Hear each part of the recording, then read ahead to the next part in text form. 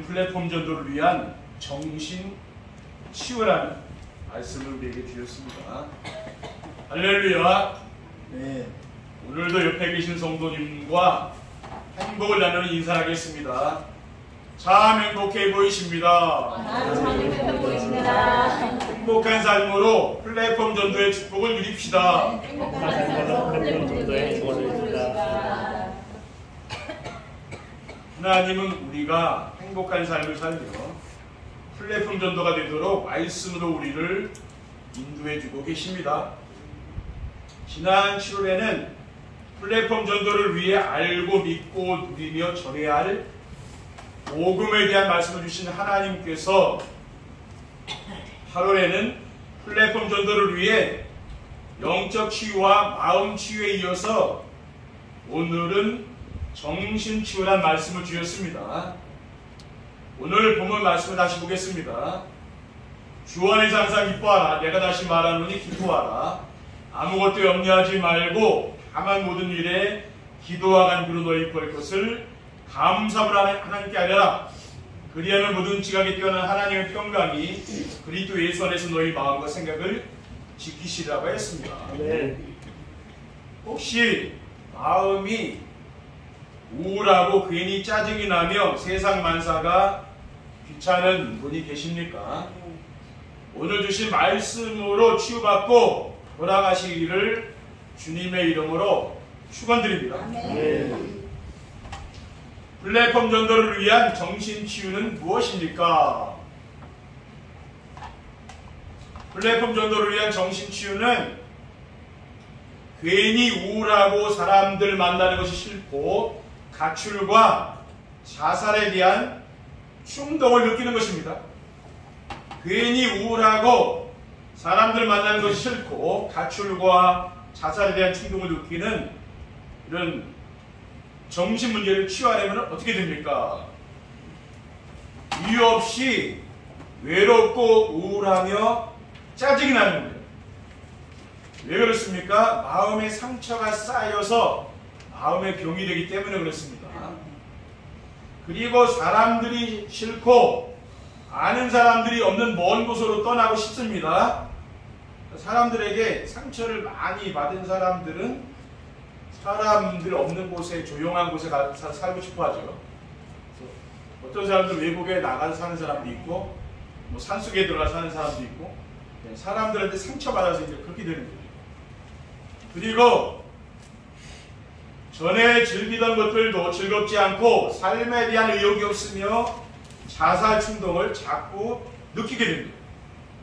일상생활에 재미가 없고 삶에 대한 의미와 가치를 느끼지 못하며 인생 사는 것이 괴롭고 고달픈 거죠. 아멘. 그래서 예수님께서 마태복음 11장 28절에 수고하고 무거운 짐진 자들아 다 내게로 오라 내가 너희를 쉬게 하리라고 했습니다. 아멘. 둘째, 근심 걱정이 많고 생각이 산만하여 아멘. 집중이 안 되며 불면증과 악몽에 시달리는 겁니다. 아멘. 근심 걱정이 많고 생각이 산만하며 집중이 안 되며 불면증과 악몽에 시달리는 정신치유는 무엇입니까? 아멘. 몸은 피곤한데 잠이 오지 않고요. 악몽을 꾸거나 가위에 눌려 깊은 잠을 자지 못합니다. 저도 예수님 믿기 전에 가위 눌리고 뭐 그런 일이 있었거든요. 예수님 믿고서 이게 다 없어졌습니다. 또 어지럼증이 와가지고 이석증이 와가지고 잠이 잘 안 오더라고요. 몇 달 동안 잠이 잘 안 오더라고요. 그래서 뭐 약 먹고 자고 이렇게 했는데 밤에 잠이 안 오니까 참 무섭더라고요.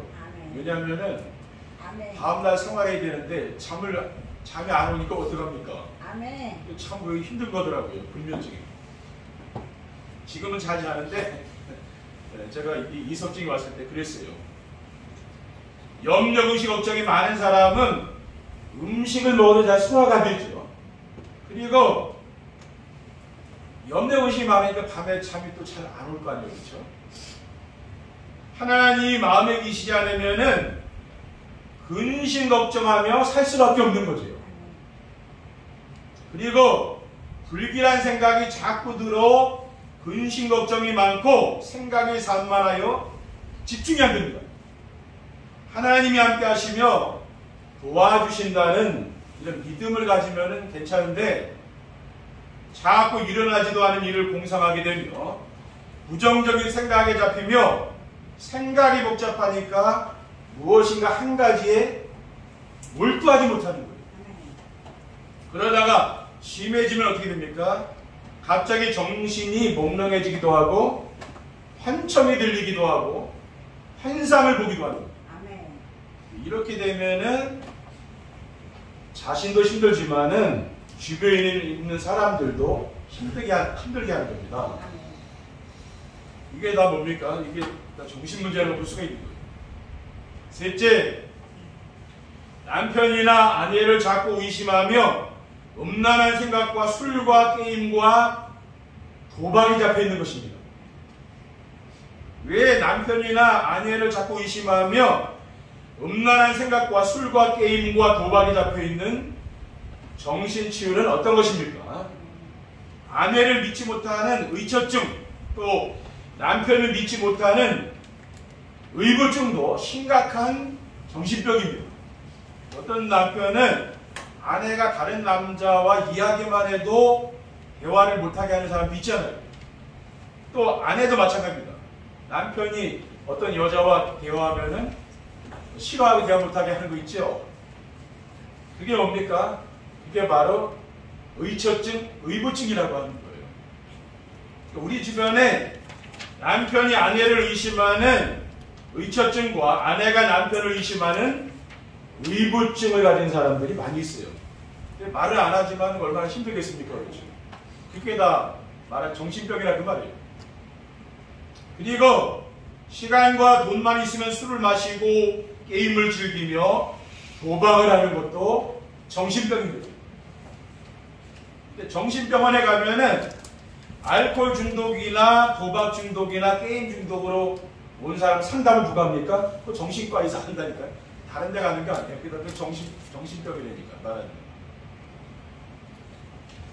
그리고 혼자 있을 때 청소년들이 보면 안 되는 책이나 영화를 보면서 즐기는 것입니다. 우리 랩런트들이 보면 안 되는 그런 불건전한 책이나 영화 이런 게 있잖아요. 그런 것들은 보면 안 되는 거죠. 또 건전한 것을 우리가 골라서 보아야 되고 부모님들이 지도를 해줘야 되는 거죠. 또 청소년들이 호기심을 볼 수 있잖아요. 그거는 이해가 되지만은 어른들이 그런 것을 보고 즐긴다는 것은 정상은 아니지 않습니까? 저는 그렇게 생각하거든요. 근데 이렇게 우리 주변에 정신문제로 이렇게 고통당하는 사람들이 의외로 많이 있다니까요. 그러니까 이런 것들이 뭡니까? 치유되어야 되는 거죠. 플랫폼 전도를 위한 정신치유가 되려면 어떻게 됩니까? 플랫폼 전도를 위한 정신치유가 되려면은 마음에 하나님 모시고 살며 영혼이 치유되어야 됩니다. 마음에 하나님을 모시고 살며 영혼이 치유되려면 어떻게 됩니까? 예수 그리스도를 영접해야 되는 거예요. 예수 그리스도를 내 마음에 영접하면은 하나님의 자녀가 됩니다. 요한복음 1장 10절에 영접하는 자 곧 그 이름을 믿는 자들에게는 하나님의 자녀가 되는 권세를 주었다고 했어요. 그리고 예수 그리스도가 내 인생의 주인이 되면은 하나님의 나라가 내 마음에 우리 또 가정에 하나님 나라가 이루어지죠. 그리스도가 내 인생의 주인이 된다는 것은 무엇입니까? 내가 지고 가는 모든 무거운 짐을 그리스도께 맡기고 사는 거죠. 세상 사람들은 인생의 무거운 짐을 지금 지고 가고 있잖아요. 그러니까 인생 사는 게 얼마나 힘들겠습니까? 근데 우리는 뭡니까? 내 인생의 그 무거운 짐을 그리스도께 맡기고 평안하게 사는 거예요. 그러면은 하나님의 나라가 이루어집니다. 그러니까 하나님 나라가 이루어지니까 염려의식 걱정이 없어지고 마음이 평안하고 즐거운 것입니다. 로마서 14장 11절에 하나님 나라는 먹는 것과 마시는 것이 아니요 오직 성령 안에 있는 의와 평강과 희락이라고 했습니다. 그리고 하나님 나라가 이루어지면은 어떻게 됩니까? 우울한 감정들 이런 것들이 없어지는 거예요. 짜증이 사라지고요. 삶에 활력이 넘치게 돼요. 네. 하나님 나라가 이루어지면 마음이 기쁘고 평안하여 무슨 일하든지 자신감이 있는 거예요. 그리고 감사가 넘치게 됩니다. 네. 사도 바울은 골로새 교회 성도들에게 골로새서 1장 3절에 우리가 너희를 위하여 기도할 때마다 하나님 곧 우리 주 예수 그리스도 아버지께 감사하노라라고 했습니다. 골로새서 4장 2절에 기도를 계속하고 기도에 감사함으로 깨어있으라. 그러니까 하나님 나라가 이루어지면은 우리의 삶이 감사하는 삶으로 이렇게 바뀌게 됩니다. 그러니까 어떻게 됩니까? 우리 영혼이 치유되는 거예요. 둘째, 복음을 누림으로 마음의 상처가 먼저 치유되어야 합니다. 복음을 누림으로 마음의 상처가 먼저 치유되려면 어떻게 해야 됩니까? 그러니까 복음이 누려져야 마음의 상처가 치유됩니다. 마음의 상처를 그냥 놔두면은 마음의 병에서 정신병으로 발전하게 돼요. 어릴 때부터 가장 가까운 이런 가족들로부터 이런 받은 상처들 있잖아요. 또 어려운 환경 때문에 받은 상처들, 이것들은 마음을 괴롭게 하고 또 우울하게 하죠. 우리의 삶을요. 그리고 마음의 병이 발전이 되어서 정신질환이 되는 겁니다. 그리고 복음을 누린다는 것은 무엇입니까? 복음 안에서 변화된 자신을 보며 즐거워하는 거죠. 우리가 복음으로 우리가 변화되는 거 아닙니까? 그렇죠? 그리스도를 만나기 전에 내가 주인이 되어 인생을 힘들게 살았잖아요. 예수 그리스도를 만나기 전에는 저도요 굉장히 인생이 힘들었거든요. 근데 예수 그리스도를 만나고 제 인생이 변화가 됐어요. 그러니까 지금 그리스도를 모시며 살면서 새롭게 변화된 자신을 보면서 기뻐하는 거죠. 그러니까 그리스도를 만나기 전에 우리가 얼마나 인생을 힘들게 살았습니까? 지금 내가 그리스도를 모시고 행복하게 사는 것, 그게 바로 인생 스토리 아닙니까?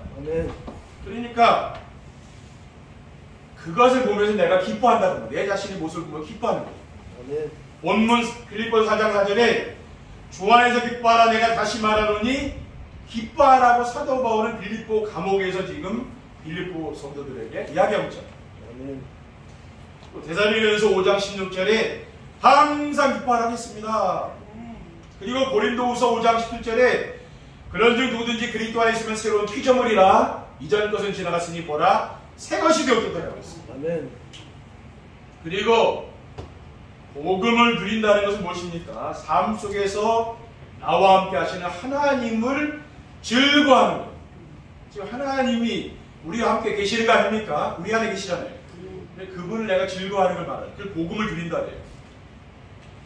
하박국 선지자는 하박국 3장 17절 18절에 비록 무화과 나무가 무성하지 못하며 포도나무 열매가 없으며 감람나무에 소출이 없으며 밭에 먹을 것이 없으며 우리의 양이 없으며 외양간에 소가 없을지라도 나는 여호와로 말미암아 즐거워하며 나의 구원의 하나님으로 말미암아 기뻐하리로다. 지금 바벨론이 쳐들어와서 전쟁이 나니까 먹을 게 뭐가 있습니까?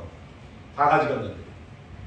근데 여호와로 말미암아 기뻐하고 나의 구원의 하나님으로 말미암아 기뻐하겠다 했잖아요. 그러니까 항상 복음을 누린다는 것은 하나님이 나와 함께하는 것을 내가 즐거워하는 거예요.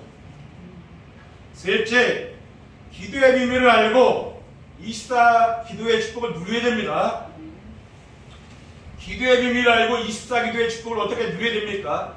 기도는 무엇입니까? 기도는 무능한 자신을 내려놓고 전능하신 그리스도를 붙잡는, 우리는 무능하지 않습니까? 과거에 나를 힘들게 했던 사람이나 환경이 모두 나를 그리스도께로 인도하기 위한 하나님의 계획이었다는 것을 내가 깨닫는다. 나를 이렇게 힘들게 하는 사람이 없었다면 내가 그리스도를 붙잡았겠습니까? 그렇죠. 그게 하나님 큰 계획이 있다는 거예요. 그러니까 내가 감사가 되는 거죠. 자신의 무능함과 무기력함 때문에 낙심하지 마시고 그리스도를 붙잡는 거예요. 그렇죠. 우리 연약하잖아요. 그래서 그리스도를 우리가 잡아야 됩니다. 갈라디아 3장 24절에 이같이 율법이 우리를 그리스도께로 인도하는 초등교사가 되어 우리로 하여금 믿음으로 말미암아 의의 없다 하심을 얻게 하려 함이라고 했습니다. 그리고 기도는 복음 안에서 변화된 자신의 정체성을 확인하고 누리는 겁니다. 그러니까 복음 안에서 변화된 나의 정체성이 무엇입니까? 나는 보호자의 축복을 누릴 수 있는 하나님의 형상을 가진 자입니다. 창세기 1장 26절에 하나님이 이르시되 우리 형상을 따라 우리의 모양대로 우리가 사람을 만들고 그들로 바다의 물고기와 하늘의 새와 가축과 온 땅과 땅에 기는 모든 것을 다스리게 하자고 했잖아요. 우리 인간을 하나님의 형상대로 하나님이 만드셨습니다. 또 시공간 초월의 축복을 누릴 수 있는 하나님의 생기를 가진 자입니다. 하나님은 지금도 시간과 공간을 초월해서 역사하시잖아요. 그 시공간을 초월하는 그 하나님의 능력을 체험하려면은 하나님의 생기를 가져야 되는 거예요. 하나님의 생기는 뭡니까? 성령 하나님이 바로 하나님. 우리 안에 계신 그 성령 하나님이 바로 하나님의 생기입니다. 요한복음 14장 17절에 그는 진리의 영이라 세상은 능히 그를 받지 못하나니 이는 그를 보지도 못하고 알지도 못함이라. 그러나 너희는 그를 아나니 이는 너희와 함께 거하시며 또 너희 속에 계시겠습니다. 성령님께서 우리 안에 늘 계신다고 말하네요. 이것을 늘 우리는 뭡니까? 확인해 봐야 됩니다. 느끼고 살아야 되는 겁니다. 그리고 237 나라의 빛을 비추는 에덴의 축복을 받은 자입니다. 에덴 동산에서 하나님, 그 아담과 하와는 하나님과 함께 살았기 때문에 하나님의 모든 축복을 받았잖아요. 부족한 게 없는 에덴 동산에서. 네. 에덴 동산에서 추방되면서부터 인생의 모든 문제가 온 거 아닙니까? 에덴 동산의 축복은 뭡니까? 창조주 하나님이 함께 하시며 필요한 모든 것을 채워주시니 부족한 게 없는 거예요. 하나님이 우리 성도인들의 모든 필요한 것을 다 채워주시니까 뭡니까? 부족한 게 없는 거죠. 그게 에덴의 축복입니다. 빌보서 4장 19절에 나의 하나님이 영광 가운데 그 풍성한 대로 너희 모든 쓸 것을 채우시리라고 했습니다. 그리고 24시 기도의 축복은 모든 일과 만남에서 하나님의 계획을 찾는 역대상 29장 11절 12절에 여호와여 위대하심과 권능과 영광과 승리와 위엄이 주께 속하였사오니 천지에 있는 것이 다 주의 것이로소이다. 여호와여 주권도 주께 속하였사오니 주는 높으사 만물의 머리이심이니이다. 부와 귀가 주께로 말미암고 또 주는 만물의 주제가 되사 손에 권세와 능력이 있사오니 모든 사람을 크게 하심과 강하게 하심이 주의 손에 있나이다라고 있습니다. 또 사무엘상 2장 6절에 7절에 여호와는 죽이기도 하시고 살리기도 하시며 수월에 내리게도 하시고 거기에서 올리기도 하시는도다. 여호와는 가난하게도 하시고 부하게도 하시며 낮추기도 하시고 높이기도 하시는도다. 하나님은 뭡니까? 우리의 모든 사건과 그 만남 속에 하나님의 큰 계획이 있는 거죠. 그래야 뭐가 됩니까? 그래야 정신치유가 되는 거죠. 결론입니다. 플랫폼 전도를 위한 정신치유가 되면 어떻게 됩니까?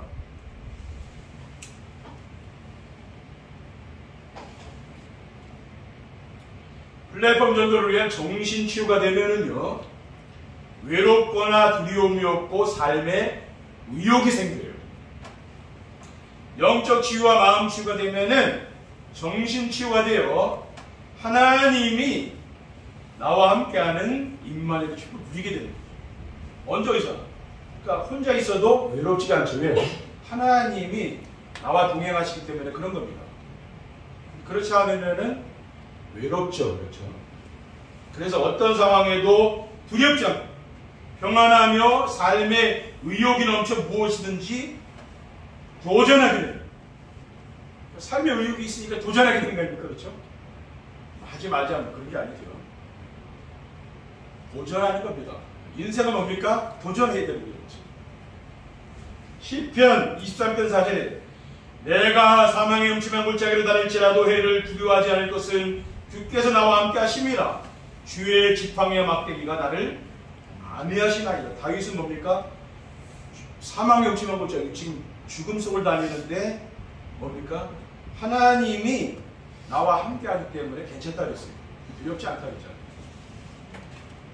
둘째, 사람들 만나는 것이 두렵지 않고 즐겁고 행복합니다. 오직 복음을 누림으로 정신치유가 되면은요, 사람들을 만나면은 사람들 말에 상처를 받으니까 두려운 거예요. 어떤 사람 피해 다니는 사람도 있죠. 상처받으니까. 그럼 왜 그랬습니까? 내 마음속에 상처가 깊이 있는 거거든요. 인간관계가 참 힘든 거죠. 왜냐? 어떤 사람 만나서 자기를 공격하는 것 같이 느껴지니까. 그게 얼마나 힘들겠습니까? 그거거든요. 그러니까 두렵잖아.